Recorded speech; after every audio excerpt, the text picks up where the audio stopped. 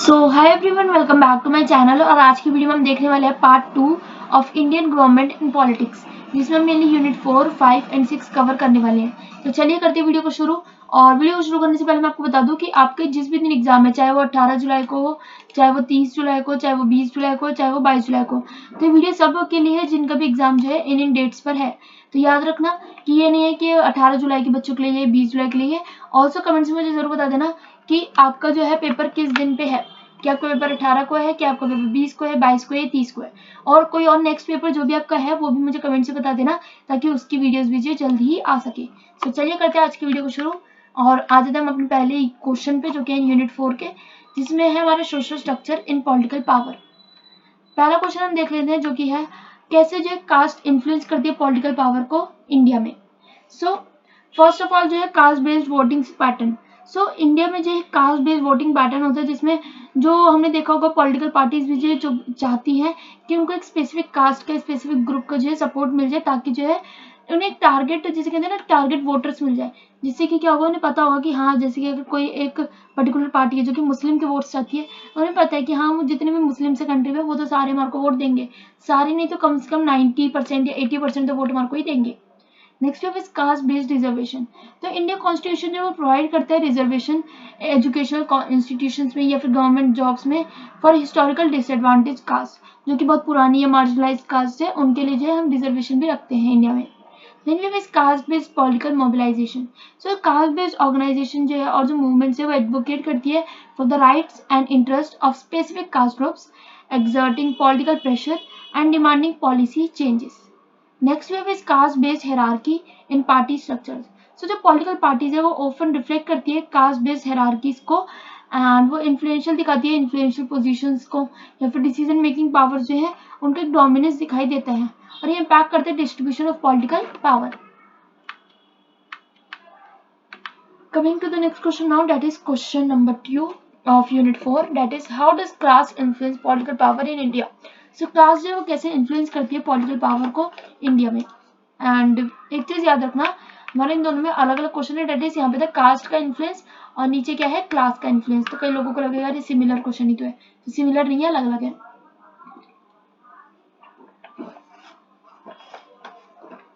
सो देख लेता इसका आंसर।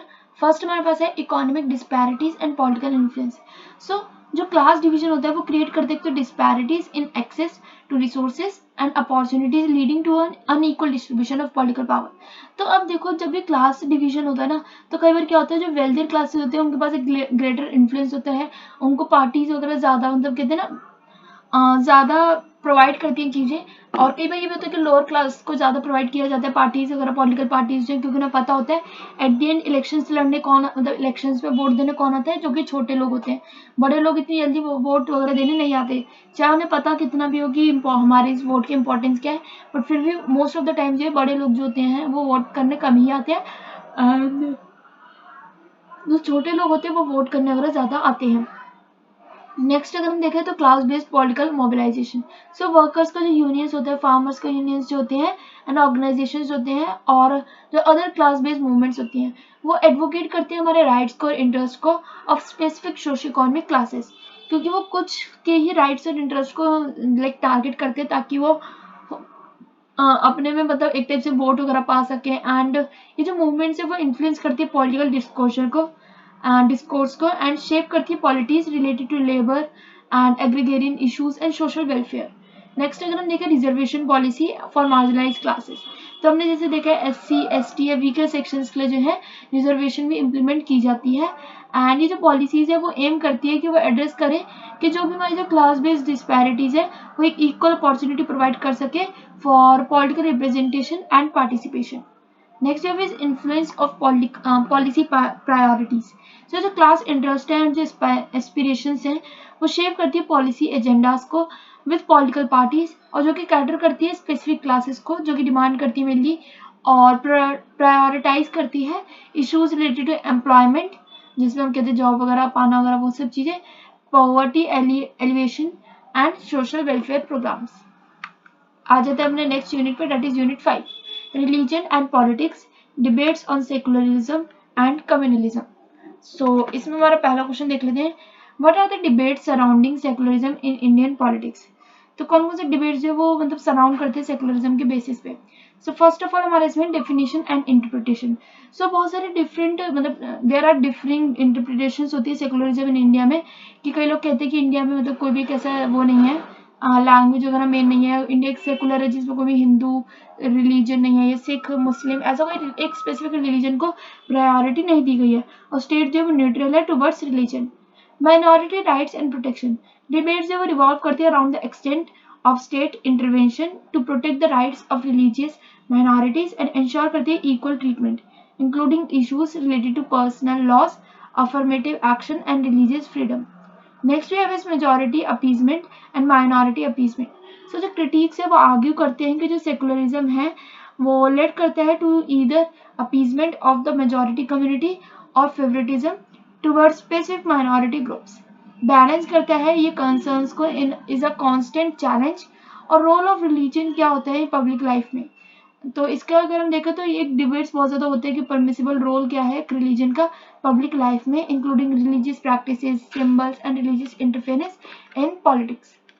नेक्स्ट क्वेश्चन अगर हम देखें दैट इज कि कौन कौन से चैलेंजेस है वो मतलब पोज किए जाते हैं, पोज्ड होते हैं by the communalism in Indian politics. So first of all है social divisions and conflict. So जो कम्युनलिज्म है वो लेड करता है to social divisions, hostility and violence between religious communities, undermining social harmony and national integration. Next है political exploitation. So जो communalism है वो ऑफन एक्सप्लॉइट करते हैं पॉलिटिकल एक्टर्स को जो कि यूज करते हैं religious identity to polarize voters and gain करते हैं इलेक्टोरल एडवांटेजेस। ये हिंडर करता है इंक्लूसिव गवर्नेंस को एंड परपेचुएट करता है एक डाइवर्स पॉलिटिकल एनवायरनमेंट को। Next we have is threat to secular fabric. So जो कम्युनलिज्म है वो अंडरमाइन करता है प्रिंसिपल्स ऑफ सेकुलरिज्म को and endangering the idea of pluralistic and inclusive society, और ये इरोड करता है trust among communities and weaken करता है foundations of a diverse democracy. Next हम देख लेते हैं that is violation of religious freedom. So जो कम्युनलिज्म है वो रिस्ट्रिक्ट करता है रिलीजियस फ्रीडम को by fostering discrimination, persecution and marginalization of certain religious groups, और ये हैम्पर करते principles of equality and liberty enshrined in the constitution. Next पे आ जाता है that is political parties and party system. So सबसे पहले हमारे को ये पता होना चाहिए, क्वेश्चन हमारा पहला क्वेश्चन यही है जो कि है कैसे जो पॉलिटिकल पार्टीज कंट्रीब्यूट करती है functioning of democracy in India, मतलब कि जो डेमोक्रेसी जो है इंडिया में फंक्शन कर रही है उसमें पॉलिटिकल पार्टीज का क्या कंट्रीब्यूशन होता है। So first of all is representation and voice. So जो पॉलिटिकल पार्टीज है वो प्रोवाइड करती है हमारे को प्लेटफॉर्म फॉर सिटीजन्स कि वो पार्टिसिपेट कर सके इन द पॉलिटिकल प्रोसेसेस और एक्सप्रेस कर सके अपने ओपिनियंस को और कंसर्न्स वगैरह को रिप्रेजेंट कर सके। सेकेंड में है इसके फॉर्मेशन ऑफ गवर्नमेंट। सो जो पॉलिटिकल पार्टीज है वो कम्पीट करती है इलेक्शंस में, एंड जो भी पर्टिकुलर पार्टी जो है लोगों के हिसाब से पीपल्स के चॉइस के साथ आती है जीत कर, वही पार्टी जो है अपनी आगे गवर्नमेंट बनाती है। Policy formulation and implementation. So political parties जो है वो डेवलप करती हैं एंड प्रेजेंट करती है पॉलिसी एजेंडाज जो कि रिफ्लेक्ट करते हैं एस्पिरेशंस एंड इंटरेस्ट को of different sections and society, and वो शेप करते हैं पब्लिक पॉलिसी एंड ओवरसी करते हैं उनके implementation when in power. Next way is accountability and opposition. So जो पॉलिटिकल पार्टीज है वो एक तो एक्ट करती है एज अ चेक, मतलब वो पूरा चेक वगैरह करती है रूलिंग पार्टी को बाय होल्डिंग लाइक ओपोजिशन का काम क्या, आपको तो पहले ये पता होना चाहिए। तो वो देखते हैं कि जो हमारी रूलिंग पार्टी है कि क्या वो सारे काम सही कर रही है, नहीं, अगर कोई भी उनको ऑप्शन मिलता है क्रिटिसाइज करने का तो वो उसको जरूर क्रिटिसाइज करते हैं ताकि जो है एक हेल्थी डेमोक्रेसी जो है वो प्रमोट हो सके। Coming to the next and the last question of this video, that is what are the challenges faced by political parties in India? So कौन कौन से challenges फेस किए जाते हैं political parties के द्वारा इंडिया में। First of all is corruption and lack of transparency. So corruption बहुत ज्यादा है, मिसयूज होते हैं फंड्स का, एंड लैक ऑफ ट्रांसपेरेंसी जो होती है वो होती है क्योंकि इंटरनल फंक्शनिंग में हमें पता भी नहीं होता कि गवर्नमेंट कैसे जो फंक्शन कर रही है, यही पार्टी जो है वो कैसे फंक्शन कर रही है। Next we have is dynastic politics and nepotism. So हमने देखा है कि मोस्टली फैमिलीज जो है वो ही आगे बढ़ती रहती है कि जहाँ पे पावर जो है पोजीशन जो है वो इनहेरिट कर ली जाती है विद इन द फैमिलीज, कि अगर बाप था तो फिर बेटा हो गया, फिर उसका उनका बेटा हो गया, जो भी है, बट वो फैमिलीज के साथ साथ ही जो है पार्टीज एंड पॉलिटिक्स वगैरह चलता रहता है। और न्यू लीडर्स और फ्रेश लीडर्स का मतलब जो फ्रेश आइडियाज है उनको जो है अपॉर्चुनिटीज इतनी ज्यादा नहीं मिल पाती है। Next wave is fragmentation and regionalism. या सो इंडिया का जो है एक मल्टी पार्टी सिस्टम है, ये तो हमारे को पता ही है, जहाँ पे numerous regional and small parties होती हैं जो कि लीड करती है फ्रेगमेंटेशन एंड में बनाती है वो एक टाइप से challenging to form stable governments and build करती है consensus on national issues. Last pointer we have is money power and influence. तो जो इन्फ्लुएंस होता है मनी का पॉलिटिक्स में वो पोजेस करते हैं, तो चैलेंज एज पार्टीज जो वो रिलाई करते हैं heavily on funding for campaigns and operations, क्योंकि वो ट्राई करते हैं कि जितना ज़्यादा वो जब वोट उन्हें मिलने तब वो ज़्यादा से ज़्यादा पैसा लगाते हैं अपने एडवर्टाइजमेंट में कि उन्होंने क्या क्या किया, क्या क्या करेंगे वो आगे, इन सब चीज़ों में। एंड ये क्या लीड करता है, ये मेनली जो डोमिनेंस होता है वेल्दी इंडिविजुअल्स का और कॉर्पोरेट इंटरेस्ट का, potentially compromising democratic principles. So with this we are ending this video here only. Video को लाइक कर देना, चैनल को सब्सक्राइब और इंस्टा पे फॉलो। Bye bye.